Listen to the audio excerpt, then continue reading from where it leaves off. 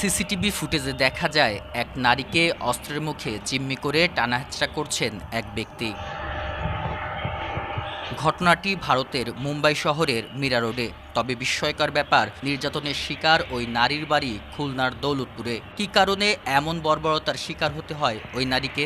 একবার পালানোর চেষ্টা করার পরে আমাকে তারা ধরে ফেলে, আমার গলাতে ছুরি মারে। যে বিল্ডিংটা ছিল ওই বিল্ডিং এর ওয়াচম্যানরা যদি এখানে না থাকতো তাহলে আমি হয়তোবা এখানে আজকেরা আসতেও পারতাম না। ২০২০ সালে মোবাইল ফোনে পরিচয় হয় নড়াইলের কালিয়া পেরুলি গ্রামের আব্দুল কাদের জিলানির সঙ্গে। প্রেমের সম্পর্ক বিয়েতে গড়ায় ২০২২ সালের জুলাইয়ে। ৩ মাস যেতে না যেতে পারিবারিক কলহ ও মনোমালিন্য দূর করতে ভারতে আত্মীয়ের বাড়িতে বেড়াতে যাওয়ার প্রস্তাব দেন স্বামী জিলানি। ৭ অক্টোবর ননদ ও শাশুড়ির উপস্থিতিতে দৌলতপুর থেকে স্বামীর সাথে বাসে রওনা হন ভারতের উদ্দেশ্যে। বর্ডার পার হয়েছে, বলছে কি যে ৫ থেকে ১০ মিনিট লাগবে হাঁটতে।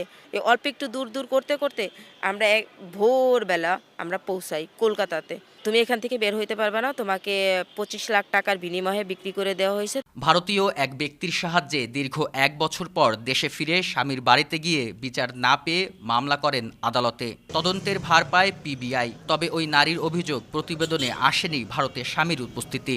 সঠিক তদন্ত সেটা যদি করতো তাহলে আজকে আমার এই সব করতে হয় না, আমার দাঁড়ে দাঁড়ে ঘুরতে হয় না। ওরা ৪ জন আসে, আর এই রেলিগেট থেকে এই জিলানির বউ আসে। আইসে ওরা নামে আসছে দৌলতপুর বাস স্ট্যান্ডে। উনি আসার পরে বাড়ি চিল্লাপাল্লা সবসময় ওনারা মারধর করতো।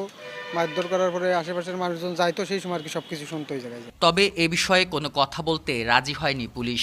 অভিযুক্তের এলাকাবাসীরা বলছেন ন্যায় বিচার পাননি ভুক্তভোগী, আর সব অভিযোগ অস্বীকার করছেন শাশুড়ি। কয়দিন আগে মারধরও করেছে, ক্যাম্পের আইসি সাহেব আইছিল, আঠাবার একটা মীমাংসার ভিতর গেছিল। সে বেঁচে কিনে থাকার পরে তো এই সমস্ত দাড়ি ঘর দরজা করেছে, গেট বাড়ি সব বন্ধক ছিল।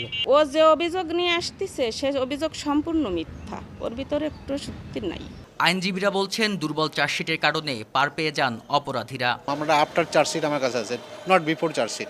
সেক্ষেত্রে যদি কোনো ভুল ত্রুটি থাকে সেগুলো তো সংশোধন করা যায় না। খুলনার মানব পাচার অপরাধ দমন ট্রাইব্যুনাল আদালতে বর্তমানে ১৪২টি মামলা বিচারাধীন রয়েছে।